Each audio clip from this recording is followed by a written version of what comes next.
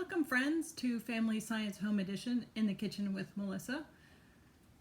Today we are going to make marshmallows, which involves using egg whites, thus continuing my egg series that I started with vanilla pudding and chocolate pudding. Thought today we could make marshmallows. It is from How to Bake Everything by Mark Bittman. The cookbook is available on hoopladigital.com. You can access it at any time with your library card. So Family Science is a monthly program that we held at the library when the doors were open, and we're continuing it by offering it through these videos that we are posting on our YouTube channel.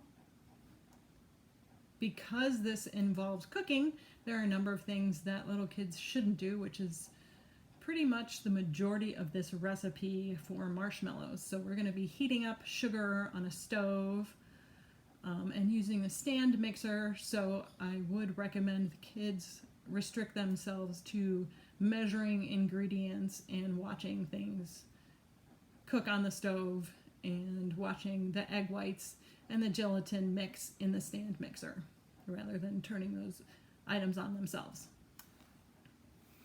So every time you cook, you should wash your hands. Anyway, so I did that beforehand. So the recipe for marshmallows says it'll take about half an hour to make the entire recipe. Which is a long video, sorry. We need some video editing software. And then it needs to sit around for a while, 6 hours to overnight, which I will not record. So the recipe reads, biting into fluffy, tender, homemade marshmallow is such a simple joy. You will never go back to store-bought. For thicker marshmallows, use an 8 or 9 inch square baking dish. The directions read to use a 13 by 9 inch baking dish.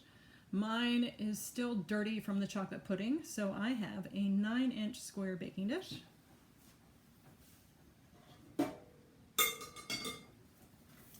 Which, hopefully you'll be able to see, the interior of the dish is 9 inches from both directions.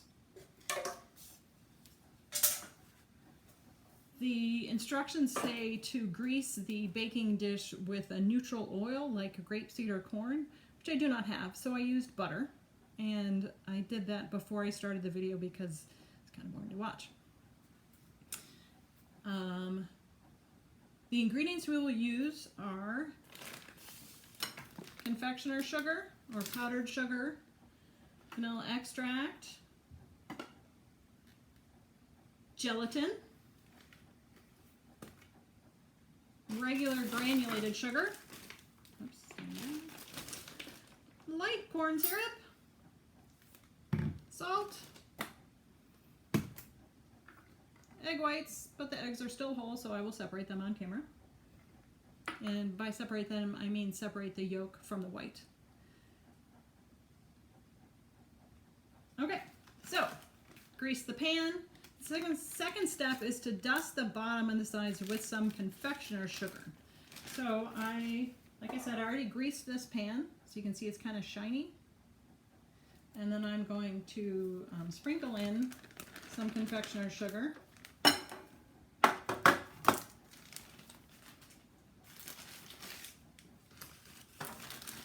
And tap it from one side to the other to coat the pan in the confectioner sugar.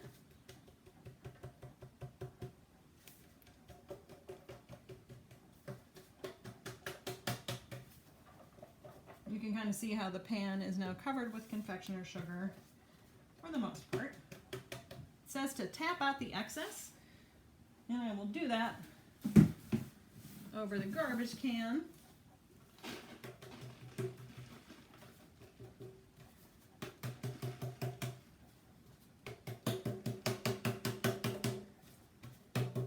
Okay, so 9 by 9 square baking dish, greased with butter and dusted with confectioner sugar. Now I put a half cup of cold water, did this beforehand, in a liquid measuring cup. Measured out half a cup of cold water. Wrong step. Put half a cup of cold water into this bowl. And the vanilla. Oh, also, I'm not making vanilla marshmallows, I'm making chocolate marshmallows. So the recipe calls for a tablespoon of vanilla. I don't think I have that in here. So I'm just going to use a teaspoon just to give it a little flavor. Don't even have a teaspoon. Have a half teaspoon. So I put half cup of cold water and vanilla in a heat-proof bowl or the bowl of a stand mixer.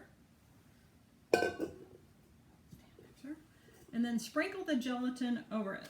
So it calls for 2 tablespoons of unflavored gelatin. Knox Original Gelatin unflavored. So we'll see how much one packet contains. It is less than a tablespoon. So I will use a fair number of them.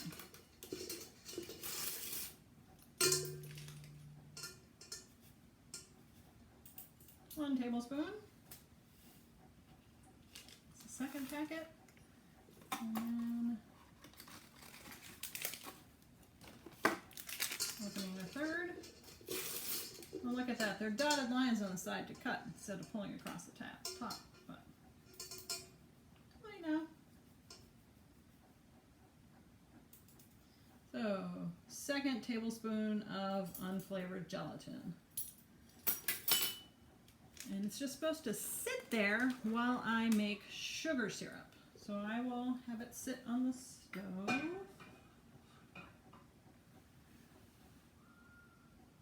Since I'm making chocolate marshmallows, there's an extra step, which is to combine a half cup cocoa powder with a 1/4 cup of hot water in a small bowl and mix until smooth. This is Dutch processed cocoa. I don't really know what the difference between Dutch processed cocoa and Hershey's cocoa is,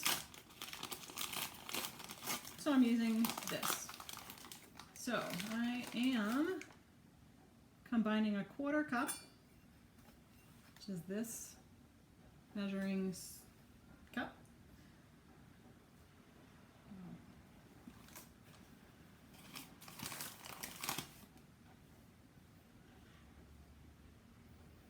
probably a little bit more, but there you go, 1/4 cup of cocoa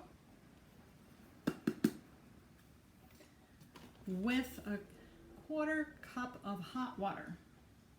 I heated up the water previously, and we'll go get it. And the 1/4 cup line is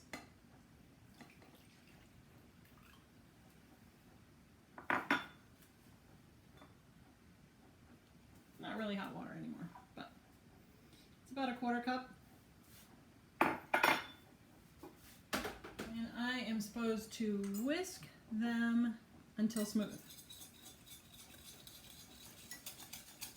So the cocoa powder is kind of lumpy. And again, similar when we were doing the chocolate pudding, you want to make sure there are few lumps as possible. And I want to mix the cocoa with the water so it becomes its own ingredient itself instead of 2 separate ingredients. Okay. Mix that together. Now, I need a 1/2 cup of water to put into a medium saucepan.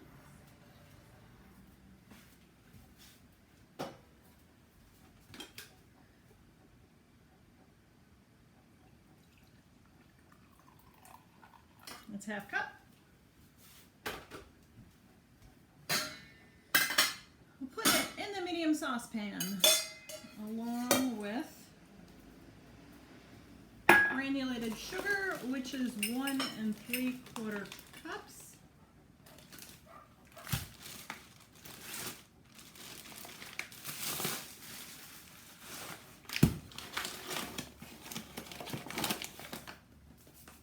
This is the 1 cup measuring cup.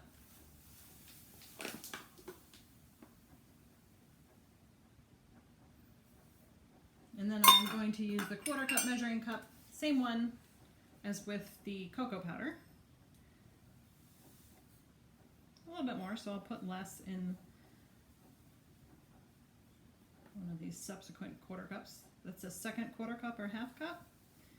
And this is the third one. So 3/4 cups and 1 full cup of granulated sugar.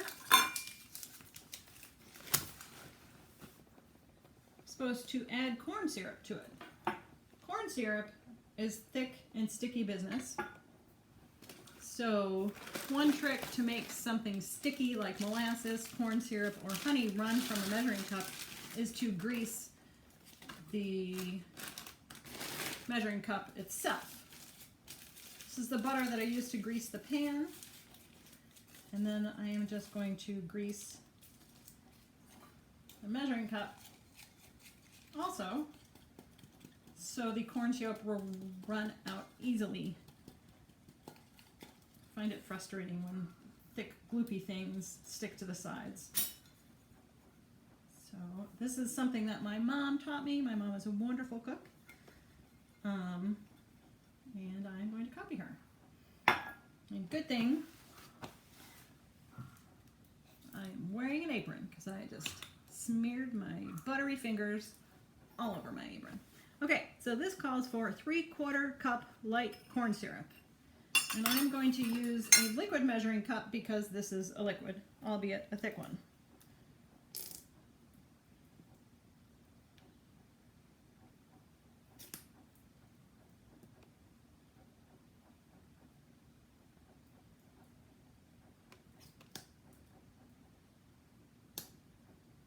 Okay, 3/4 cup of corn syrup, and let's see how easily it, ooh, look at that, comes out of the liquid measuring cup rather easily.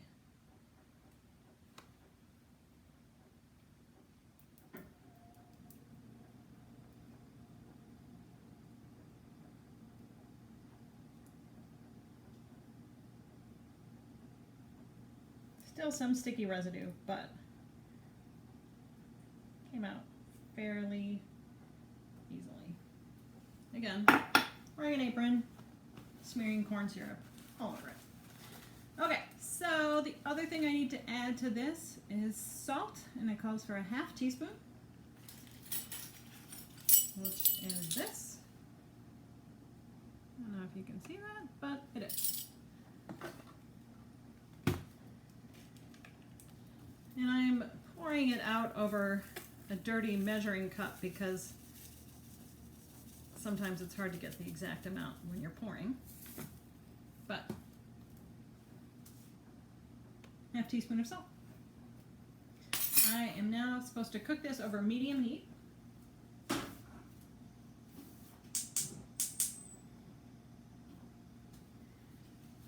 And to stir occasionally until the sugar dissolves.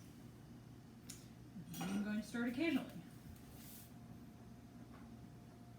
So right now, the water, salt, corn syrup, and sugar have not blended together to create its own mass. It is now those 4 separate ingredients. So cooking it will make them turn from 4 separate ingredients into one concoction.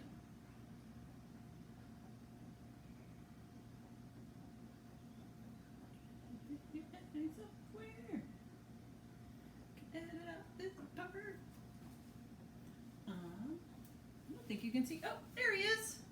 There is Kitty. This is Edgar. He is sitting sunbeam, enjoying the fresh air because it is a nice warm sunny day today in April. Move over here, so there we go. I have a better view of the kitty.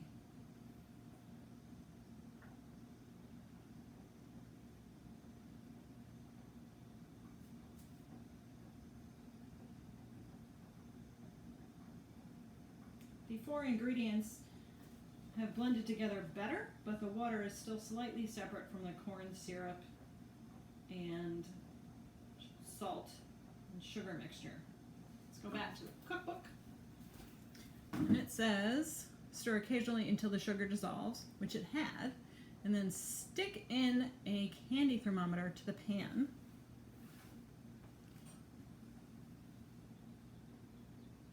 This probably isn't the best candy thermometer, but is the one I have.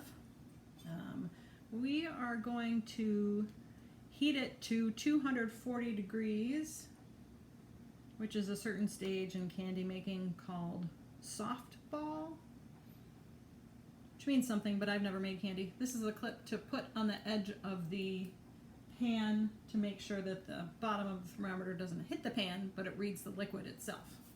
So, oh, it also says to cook without stirring until the mixture hits 240 degrees. So, sugar is dissolved. I need to put this candy thermometer in the pan, make sure it's not touching the bottom, and then increase the heat to medium high. So,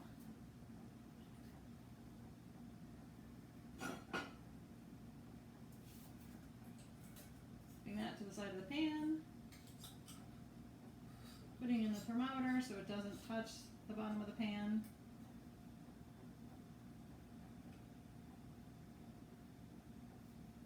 And I'm going to increase the heat to medium high and not stir it. Right now, it is around 110 degrees. We need to heat it to 240.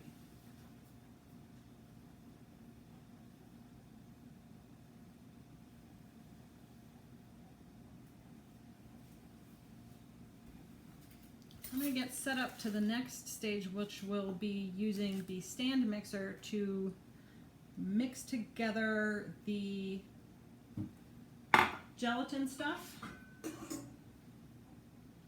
the chocolate, and the hot sugar water stuff.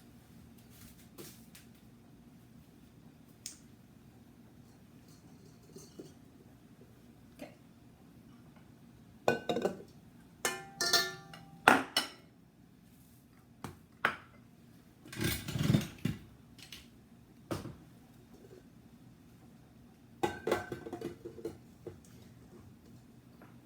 I'm using a whisk attachment, locking it into place. I'm going to plug in the machine as well.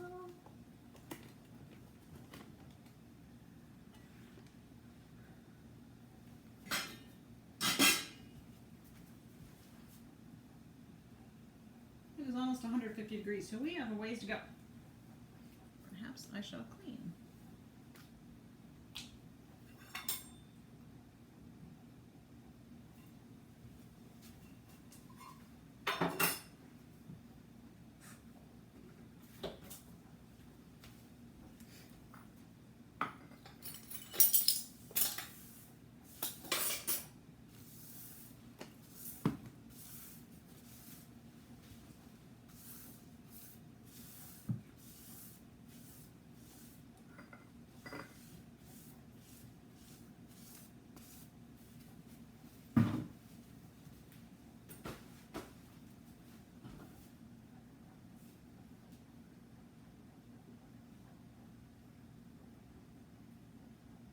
Not getting any hotter. It's still at 150.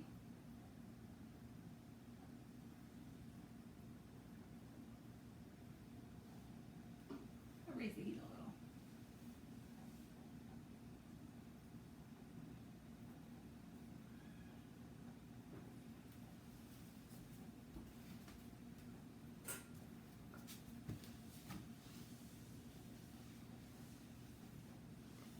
So I could take advantage of this time to separate the eggs.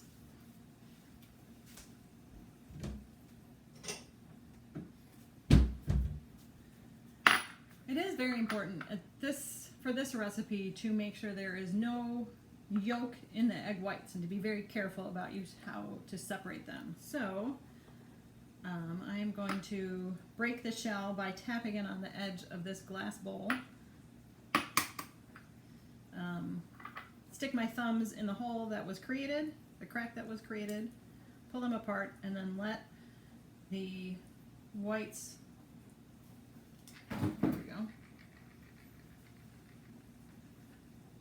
use the force of gravity to pull themselves separate from the yolk.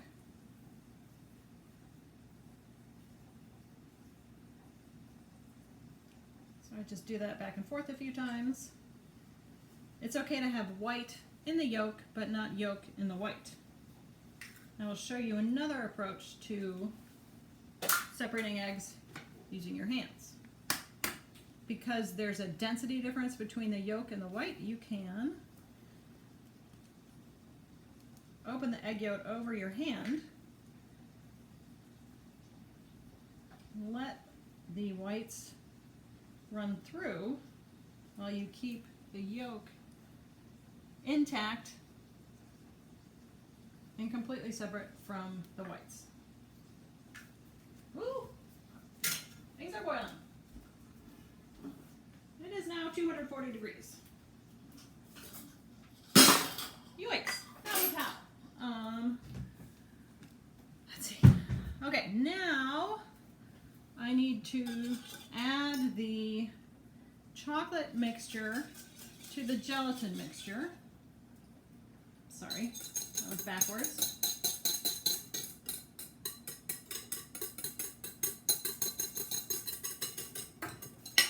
And then add the hot syrup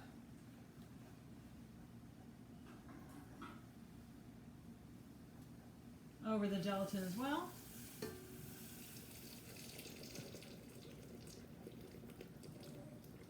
I need to beat it until the whole mixture has combined and is thick, which would take probably less than 10 minutes with a stand mixer and about 10 minutes if you use an electric mixer. And again, if we had video editing software, I could splice together various videos and stop this one so you wouldn't have to hear the sound of the stand mixer, but we don't. So I put the lid down, locked it in place, and I am going to beat it with the stand mixer until the mixture is thick and glossy and it has nearly tripled in volume. So I apologize for the noise.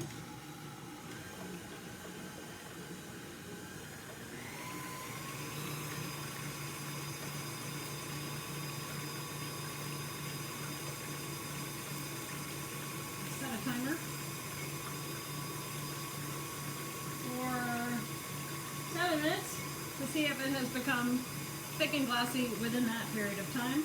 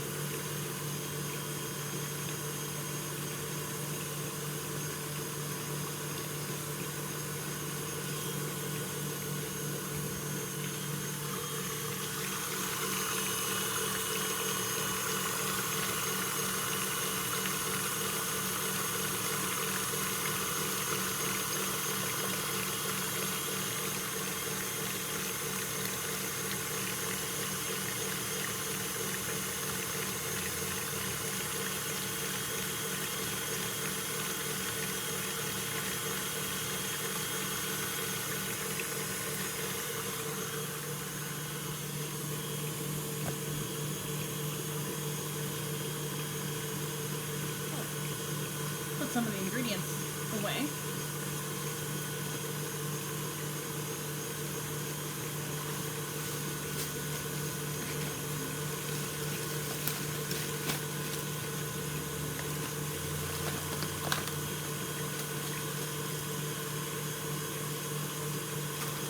Definitely glossy. I don't know about... It has thickened because it's not spitting on the wall anymore, so I'm going to kick it up a notch.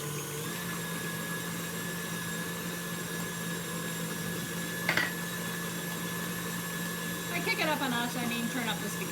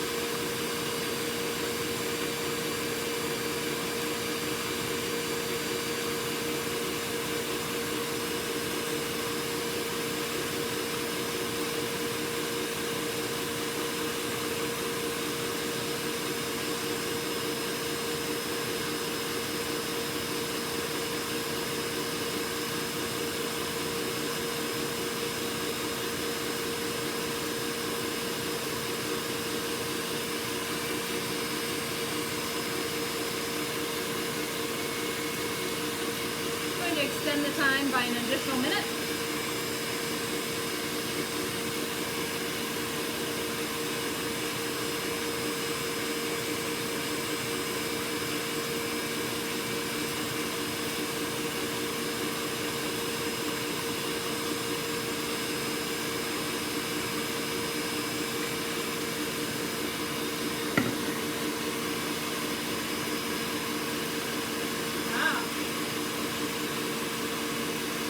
Definitely thicker.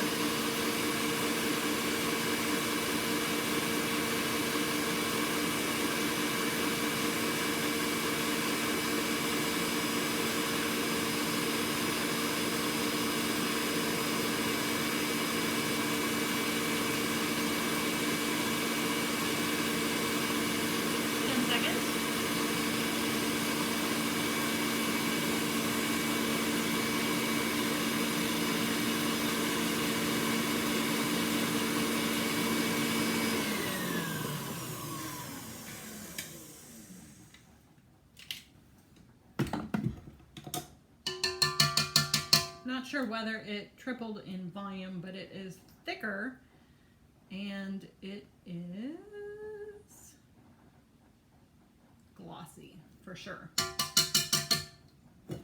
So I'm going to put this aside because next is to whip the egg whites into a meringue. Well, that doesn't work. Okay, moving on.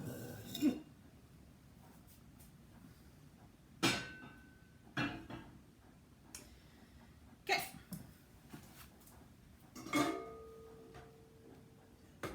This is a clear bowl so you can see how the mixture changes as the egg whites whip into stiff peaks.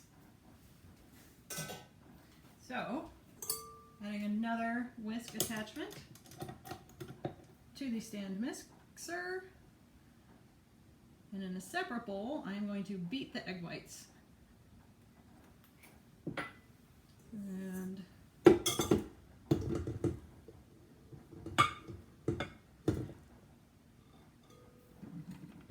hopefully I'll be able to watch that happen. Locking the stand mixer, turning it on.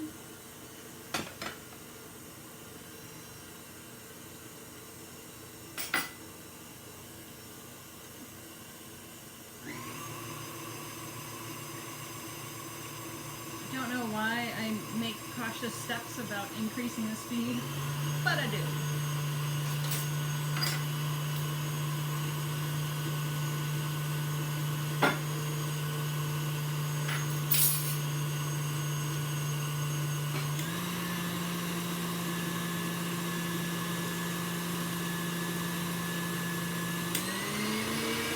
It is on top speed.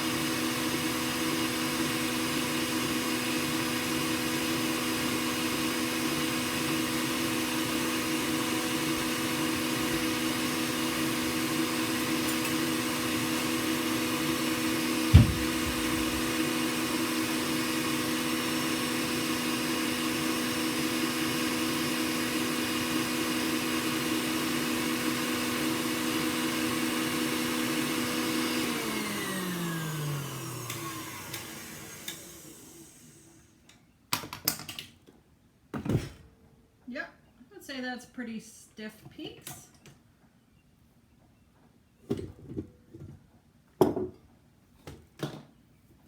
And I need to fold them into the sugar gelatin mixture until just combined.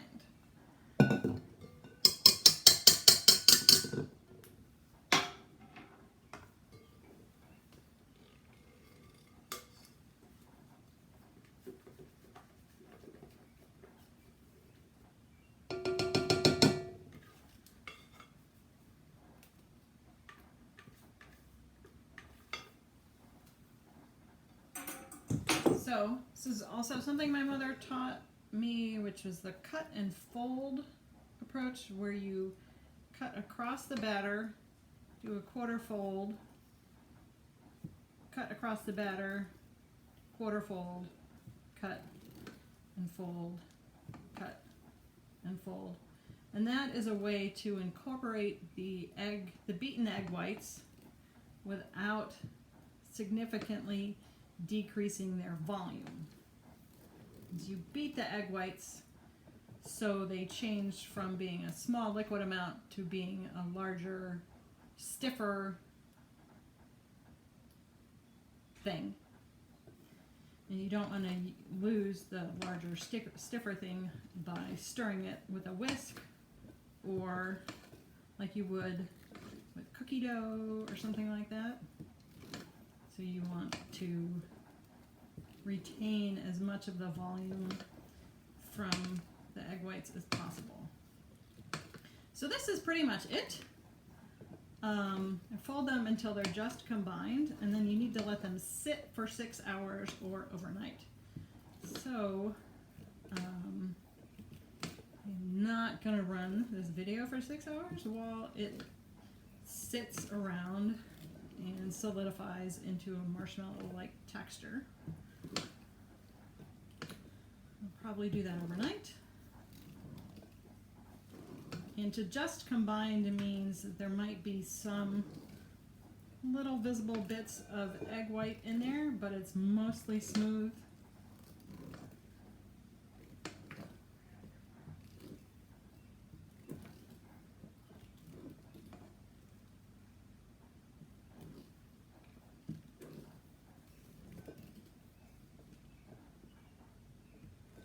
Okay. Just combined. And scrape it into the prepared dish.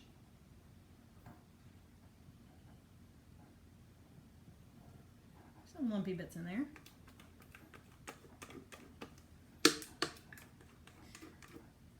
Suspect this is a little too thin.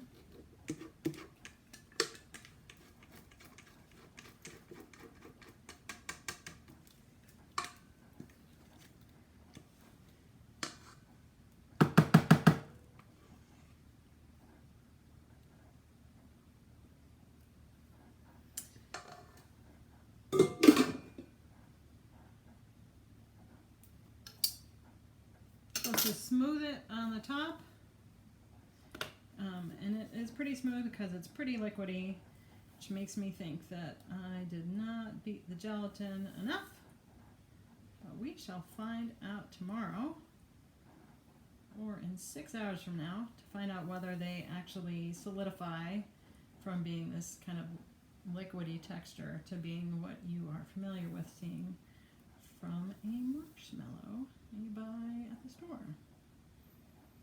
So, thanks for sticking with me.